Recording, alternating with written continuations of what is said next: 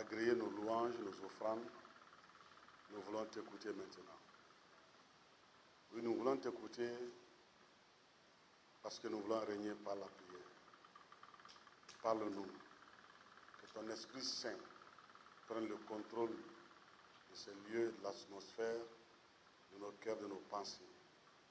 Que tout ce que nous allons dire ici vienne du Saint-Esprit. Merci Père, au nom de Christ Jésus.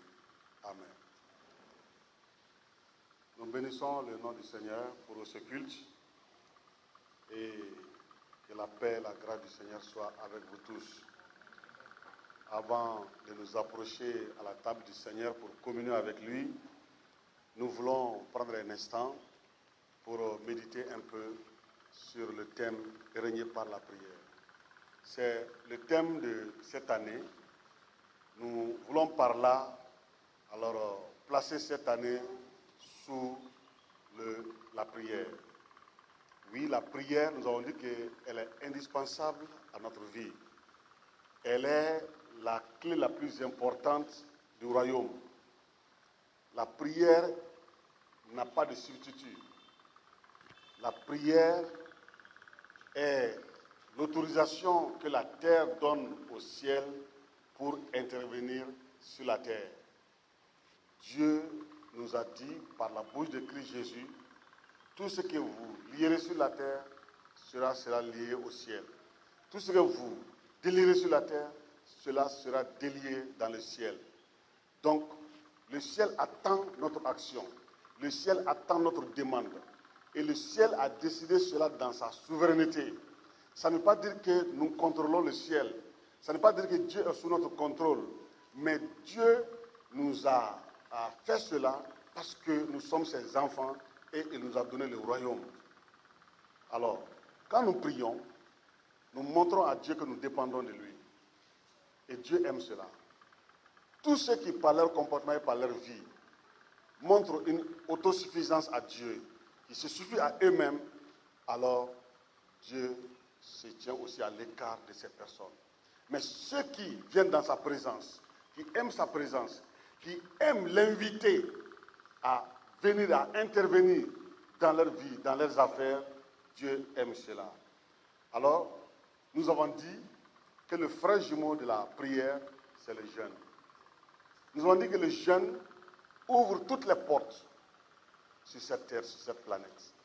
Le jeûne ouvre toutes les portes. Alors, le jeûne et la prière, ce sont nos deux pieds. Et pour marcher d'une manière équilibrée et en avant, il faut prendre un pas à pas. Donc, un pas, l'autre pas, ensuite on avance. On ne peut pas marcher sur un seul pied. La marche sera déséquilibrée. Le jeûne, nous avons dit qu'elle est importante. Alors, Dieu nous a parlé dans Ésaïe chapitre 56 et 58. Il a dit, voici le jeûne que j'aime. Donc, c'est Dieu qui parle du jeûne. Et il aime le jeûne. Et Jésus aussi a aimé le jeûne. Il a jeûné. Il a parlé du jeûne. Il a donné un enseignement. Il dit, quand vous jeûnez, il a même répondu à ceux qui sont venus lui demander, pourquoi tes disciples ne jeûnent pas? Et il a dit, le jour viendra, quand l'époux sera enlevé, alors ils vont jeûner. Nous sommes en ce temps-là. L'époux est parti. Alors, l'église est lancée. L'église peut jeûner en ce temps-là, maintenant. Les bénéfices du jeûne. Nous avons dit le dimanche passé que le jeûne nous donne le discernement spirituel. Retenez cela, c'est le premier pas. Si le discernement spirituel manque à un enfant de Dieu, tu vas te perdre dans ce monde. C'est sûr.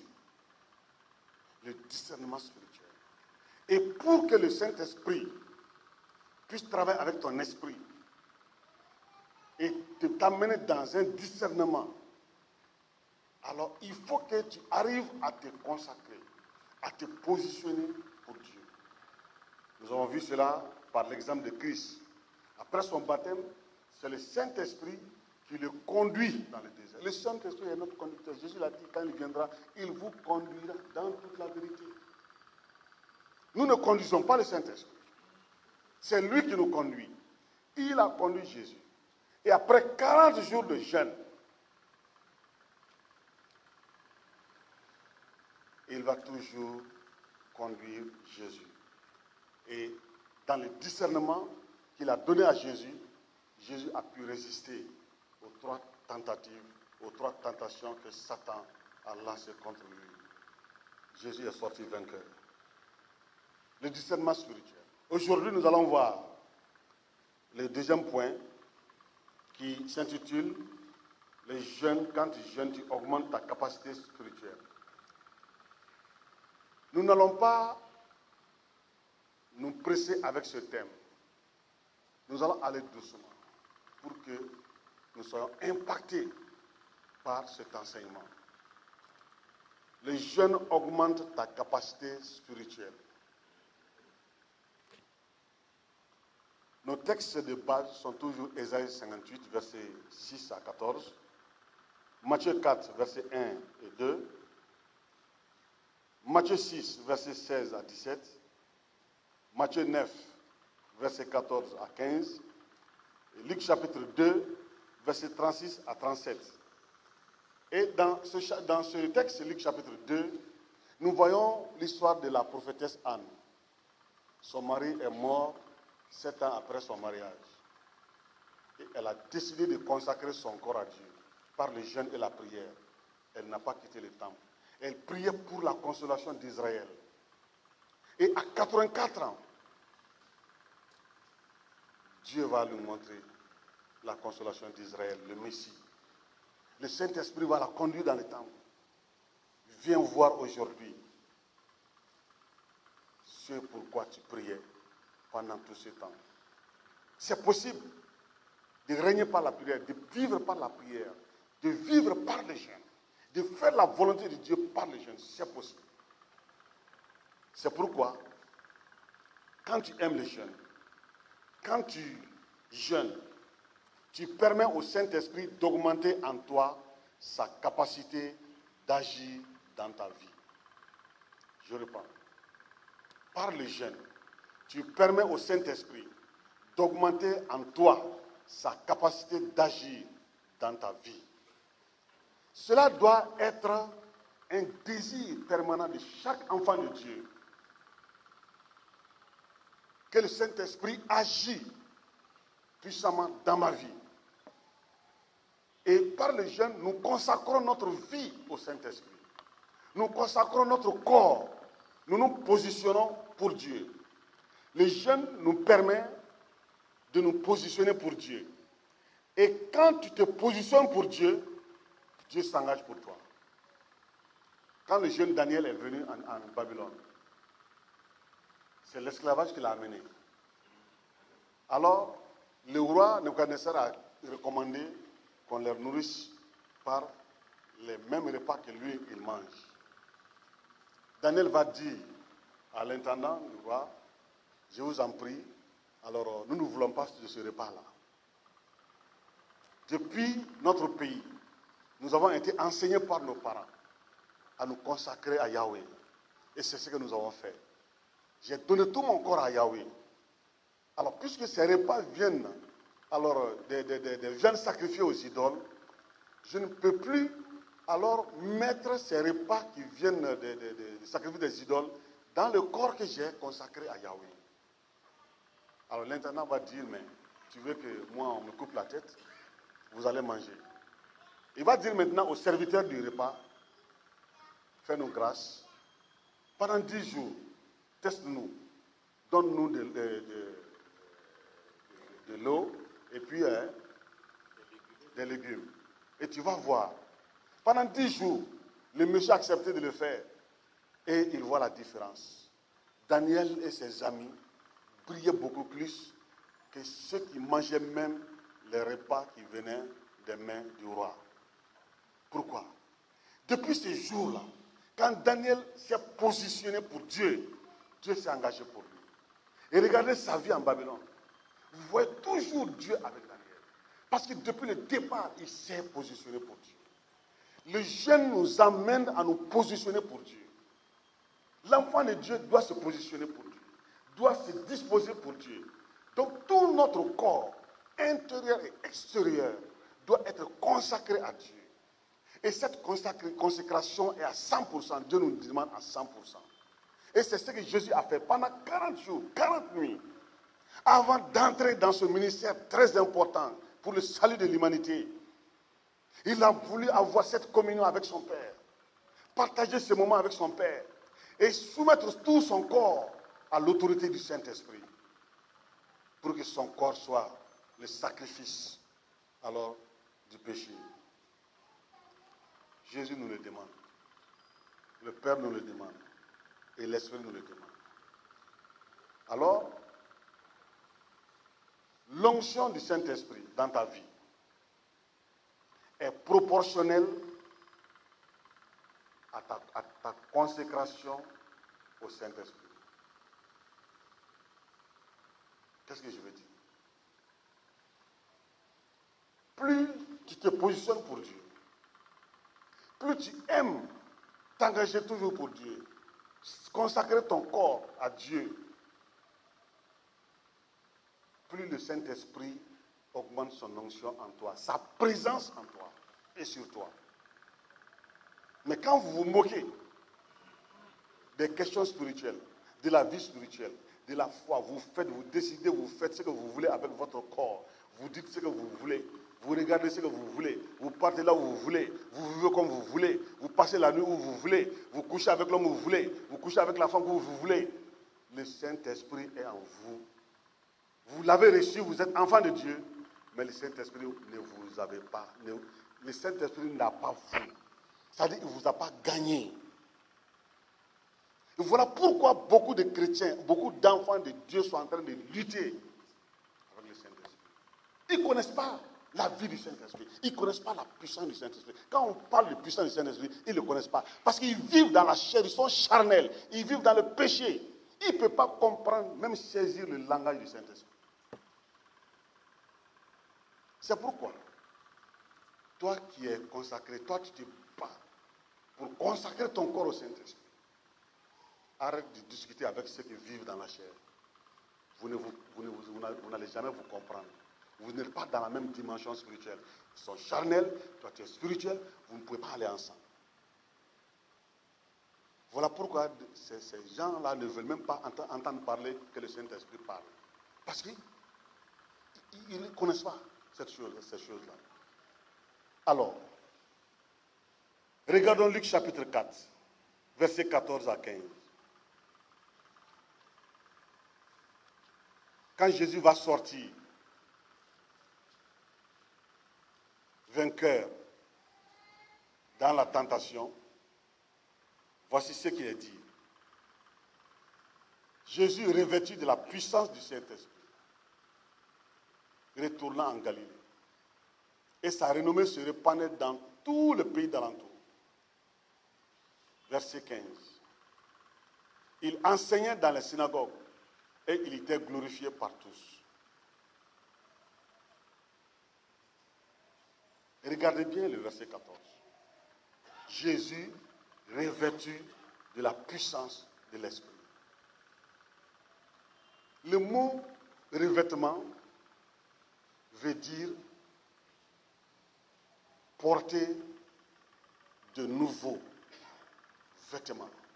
Il est vêtu, j'ai un boubou, alors je viens, je porte un autre boubou sur ça. Ça dit mon corps est doublement protégé. Le texte dit ici que Jésus a été revêtu. Quand est-ce que Jésus a été vêtu de l'Esprit? Quand il est sorti de l'eau du baptême, l'Esprit est descendu sur lui. Il a été vêtu par l'Esprit. Et là, après la tentation, il a été revêtu. Donc le Saint-Esprit a investi en Christ toute sa puissance. Il vient mettre toute sa puissance en Christ. Et c'est pourquoi la Bible va dire que Jésus a reçu l'Esprit sans mesure. Ça dit que le Saint-Esprit a investi Jésus-Christ de toute sa puissance, toute la plénitude de Dieu. Et c'est en ce moment l'Esprit lui dit, tu retournes en Galilée. C'est de Galilée qu'il est venu pour se faire baptiser. Tu retournes en Galilée, c'est là que tu vas commencer. Parce parce qu'il est sous la direction du Saint-Esprit. Le jeûne nous permet d'augmenter notre capacité spirituelle. Plus on jeûne, plus on aime jeûner, plus on se met à la disposition du Saint-Esprit, plus le Saint-Esprit augmente sa capacité d'agir dans notre vie, plus le Saint-Esprit nous investit de sa puissance. Il fait deux choses en nous. Il met la vie de Dieu en nous. Galates 5, 22. Le fruit de l'esprit. Et ça, il bâtit notre vie intérieure. Il construit notre vie intérieure. Et cela apporte un changement dans notre comportement de chaque jour. Si tu ne pouvais pas aimer, il va t'amener à aimer. Alors, tu ne pouvais pas être patient, il va t'amener à être patient. Si tu ne pouvais pas, alors, pardonner, il va t'amener à pardonner. Si tu n'es pas bon, il va t'amener à être bon. Si tu n'as pas pitié, il va t'amener à avoir pitié. Ça, c'est le changement intérieur. Maintenant, il va agir à travers nous à l'extérieur. Et là, c'est sa puissance qui agit en nous, comme il a agi en Christ Jésus. Mais cela prouve que dans le discernement, dans la consécration, alors il est devenu le maître de notre bouche. Il est devenu le maître de nos yeux. Il est devenu le maître de nos mains, le maître de nos pieds, le maître de notre cœur, le maître de tout ce que nous faisons. Donc, il est au contrôle de notre intérieur et de notre extérieur. Et en ce moment, sa capacité, sa puissance agit en nous. Et regardez bien, le texte dit que la renommée de Jésus, ça dit que le nom de Jésus a circulé dans tous les pays environnants. Et tout le monde glorifiait Jésus. Voilà le but du Saint-Esprit. Glorifier le nom de Jésus. Présenter Jésus au monde. Donner le nom de Jésus au monde. Le Saint-Esprit veut amener le nom de Jésus dans nos cultures, à traverser nos frontières, dans nos traditions, dans tout ce que nous faisons dans notre vie, pour que le nom de Jésus soit crié partout, partout et par tout le monde. Que la gloire soit donnée à Jésus et à Jésus seul. Voici le but du Saint-Esprit. C'est ce que Jésus a dit. Quand il viendra, il parlera de ce que je lui dirai. Il va vous dire ce que je vais lui dire. Il ne dira jamais ce qui concerne lui-même. Le Saint-Esprit ne fait jamais alors ses propres publicités. Il parle de Jésus, il présente Jésus, et c'est son travail. Et c'est ce qu'il va faire à travers nous. Parce que Jésus a été revêtu de la puissance du Saint-Esprit. Si nous sommes des disciples de Christ Jésus, c'est possible d'être revêtu de la puissance du Saint-Esprit.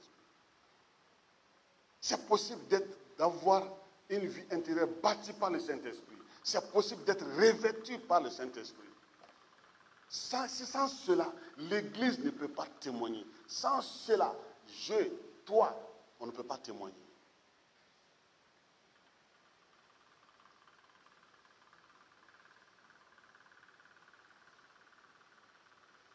Je vais donner quelques exemples à travers la Bible. Dans Luc chapitre 8, versets 43 à 50, il y avait un monsieur qu'on appelait Jairus. Alors, il était le surveillant de la synagogue. Sa fille unique est tombée malade. Il a couru vers Jésus. Aie pitié, viens chez moi et guéris ma fille. Impose ta main sur ma fille. Pendant que Jésus partait, il s'est trouvé qu'il y avait une dame aussi qui était malade pendant 12 ans. Elle avait des pertes de sang.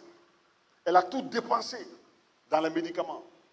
Et quand elle a appris que Jésus va passer alors vers elle pour aller chez Jairus, elle s'est dit, depuis chez elle, si j'arrive à toucher même le bout de l'habit de cet homme-là, je serai guéri. Sa foi a parlé. Sa foi l'a poussé à s'engager. Parce que Jésus est revêtu. Même l'habit que Jésus porte, la puissance du Saint-Esprit agisse à travers cet habit. C'est comme ça. Et la dame, elle s'efforce, elle s'élève, elle marche, elle vient, elle bouscule les gens. Laissez-moi passer. Je vais toucher Jésus. Vous savez, les Juifs, quand ils portent leur boue, il y a des franges qui laissent alors en bas. La dame a dit, même si j'arrive à toucher le bout de cette frange-là, je serai guéri. Et elle va tout faire pour toucher. Dès qu'elle touche, automatiquement, elle a retrouvé sa guérison. Et Jésus a dit, il a regardé, qui m'a touché? Pierre dit, mais Seigneur, regarde, même il a quelqu'un qui te touche. Il dit, non, il y a une force qui est sortie en moi, une puissance est sortie en moi pour opérer quelque chose. Vous voyez? Quand tu es revêtu du Saint-Esprit, ton intérieur et ton extérieur, tout ce que tu portes est contrôlé par le Saint-Esprit. Parce que tu t'es consacré au Saint-Esprit. C'est ça ta vie. Tu veux plaire au Saint-Esprit. Tu veux plaire à Dieu le Père. Tu veux plaire à Jésus-Christ. Tu ne veux pas plaire au monde. Tu ne veux pas donner plaisir à tes désirs. Mais tu veux plaire au Saint-Esprit. Vous allez dire que ça, c'est Jésus. Allons-y dans Actes chapitre 5, verset 15. Le livre des Actes, depuis le chapitre 2, alors la mission est lancée. Il y a eu l'évangélisation, il y a eu 3000 convertis. Alors, l'Église est en train d'agir avec puissance. Au chapitre 3, vous allez voir que c'est ce monsieur qui est perclus pendant 42 ans, va être guéri par Pierre et Jean. L'Église continue à augmenter. Chapitre 4, le nombre de l'Église augmente. Chapitre 5, les disciples, les fidèles ont commencé à rassembler leurs biens pour que alors, chacun puisse avoir quelque chose. Et c'est là qu'il y avait un couple, Ananias et Saphira, ils vont se concerter. Bon, nous sommes devenus chrétiens, mais cette affaire-là, du royaume de Dieu, là, on ne sait pas où est-ce que ça va nous amener. Hein? Alors, donc, voilà ce qu'on va faire. On va partager ce que nous avons. On va garder un peu avec nous. Si ça ne va pas, si ça échoue là-bas, là, on a quand même quelque chose à côté qui peut nous aider à redémarrer. Il y a des chrétiens encore qui sont en train de douter du royaume de Dieu. Il ne faut pas douter du royaume de Dieu. C'est une réalité. Le royaume est visible. Le royaume est là. Et le Saint-Esprit veut montrer, veut rendre le royaume visible par nous. Par nous. Alors, Ananias vient s'asseoir à côté de Pierre. Le Saint-Esprit dit à Pierre, il a menti. Et Pierre dit, Ananias, pourquoi tu as laissé Satan remplir ton cœur? Au point que tu mentes à Pierre, n'est-ce pas? C'est pas ce qu'il a dit? Au point que tu mentes au sein, c'est ce qui est écrit. C'est le Saint-Esprit qui a dit à Pierre, il m'a menti. Et Pierre dit à Ananias, tu as menti au Saint-Esprit. Parce que Pierre était un homme consacré. Quand tu es consacré au Seigneur, quand tu te positionnes pour Dieu, ne regarde pas tes faiblesses. Ne regarde pas ce que tu ne peux pas faire. Mais ton objectif, c'est de plaire à Dieu, de te consacrer, de rester dans cette dimension spirituelle. Tu discerneras la voix du Saint-Esprit. Le Saint-Esprit parle. Il a parlé hier, il parle aujourd'hui, il parlera demain. Mais ceux qui sont charnels, ceux qui aiment ce monde, ceux qui aiment partager leur vie avec le diable, ne peuvent pas discerner la voix du Saint-Esprit, même si tu es enfant de Dieu, même si tu viens à l'église, même si tu es le plus grand de l'église. Tu ne peux pas. Et c'est pourquoi, quand on parle que le Saint-Esprit a parlé, tu ne peux pas saisir. Tu discutes, tu penses que ça c'est depuis le temps des apôtres. Le Saint-Esprit parle. Mais il parle à ceux et à celles qui se consacrent et qui restent, qui entretiennent cette dimension spirituelle, cette marche avec lui. D'accord, vous allez dire que ça c'est Pierre. Et quand vous continuez, au chapitre 5, verset 15, alors là, vous allez arriver à un moment où, tellement que l'église augmentait, les gens quittaient dans les pays environs, Jordanie, Syrie, ils amenaient leurs malades pour qu'ils reçoivent la guérison par les disciples. Tellement qu'ils étaient nombreux, à un moment donné, les disciples ont organisé, ils mettent les malades en rang, les uns après les autres. Et quand le soleil se lève, Pierre se positionne entre le soleil et les malades. Le texte dit, le verset 15 dit, que l'ombre de Pierre qui passait sur les malades guérissait les malades. Son ombre. Si tu n'es pas revêtu du Saint-Esprit, de la puissance du Saint-Esprit, comment est-ce que ton ombre peut donner la guérison à un malade? Et tout cela était une occasion pour le Saint-Esprit d'augmenter le nombre de l'Église. Et rappelez-vous, le premier pas, c'est la renommée de Jésus-Christ. La renommée de Jésus-Christ. La renommée de Jésus-Christ. Pierre n'a jamais dit aux autres disciples, et même à l'Église, ça c'est mon Église. Ce sont mes fidèles. Voici mes fidèles.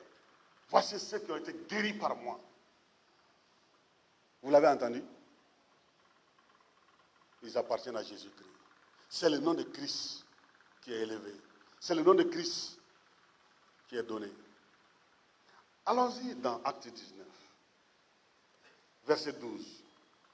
Et là, l'apôtre Paul, depuis Acte 13, quand Barnabas est parti le chercher en Arabie, il l'a amené dans l'église d'Antioche.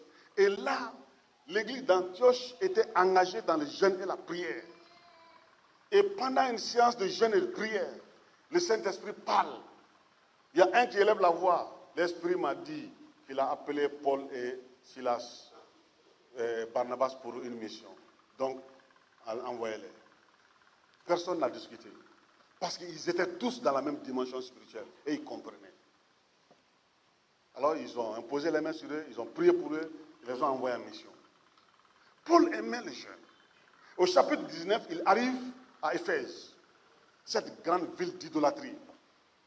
Et là, au verset 12, le texte dit que le Saint-Esprit agissait avec puissance par Paul.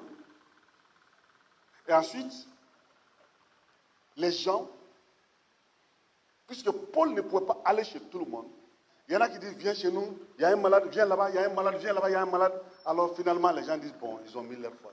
Ils prennent leur mouchoir, leur foulard. Ils viennent toucher Paul. Ils vont aller mettre sur les malades. Et les malades sont guéris. Regardez le verset 12. Parce qu'il est revêtu de la puissance du Saint-Esprit. Le Saint-Esprit est en train d'agir, même avec son corps. Ce n'est pas les malades seulement. Le verset dit, ils venaient même toucher Paul avec les mouchoirs. Ils vont aller mettre sur les démoniaques, les démons quittent. Mais ça, ce n'est pas Paul, ça c'est l'Esprit. Ça c'est le Saint-Esprit. Et Jésus a dit, si je guéris, si je chasse les démons par le doigt de Dieu, par l'Esprit, Jésus a chassé les démons par le Saint-Esprit. Le Saint-Esprit a occupé toute la vie de Jésus-Christ. Le Saint-Esprit doit occuper toute notre vie. Aujourd'hui, faisons beaucoup attention. C'est possible par votre consécration, par votre positionnement pour Dieu. Dieu s'engage pour vous. Dieu se lève pour vous. Dieu vous défend. Le Saint-Esprit vous conduit. Il vous bâtit intérieurement. Il vous investit de sa puissance. Et à travers vous, le Saint-Esprit peut opérer des miracles. Le Saint-Esprit peut guérir quelqu'un par tes prières. Même tu peux toucher quelqu'un, le Saint-Esprit peut le guérir. Mais ce n'est pas pourtant une occasion pour vous de faire une carte de visite et de dire que, de commencer à faire des publicités, il y a un guérisseur ici maintenant. Non. Il peut le faire avec toi aujourd'hui et demain ne le fait pas. Parce que le Saint-Esprit saisit les occasions. Il saisit les occasions. Parce qu'il est là pour le royaume. Il est là pour le royaume. Cela aussi ne nous donne pas le droit de vendre des mouchoirs, de faire des prières de bénédiction sur des mouchoirs et de les vendre. Comme aujourd'hui on les voit. C'est possible si vous arrivez à vous positionner pour Dieu, à vous consacrer pour Dieu, à aimer les jeunes, à aimer la prière, servir Dieu par les jeunes et la prière. La puissance de Dieu, du Saint-Esprit se manifestera par vous, à travers vous, pour encore témoigner, pour présenter Christ au monde. Mais restez humble, toujours sous le Saint-Esprit. Donnez gloire à Christ Jésus. Que le nom de Jésus augmente, que le nom de Jésus soit élevé et que notre nom soit à terre. Et c'est cela. Et c'est cela. Le Saint-Esprit veut glorifier Jésus. Il n'est pas là pour glorifier un homme. Et il ne glorifiera jamais un homme. Jamais. Dieu ne sera jamais le magicien d'un homme. Jésus, quand Hérode a dit à Jésus, fais-moi un miracle, il a refusé. Je ne serai jamais ton magicien. Voilà. Et le Saint-Esprit agira quand ça lui plaît. Nous sommes appelés à nous consacrer. Donc, les jeunes augmentent notre capacité spirituelle. Retenons cela.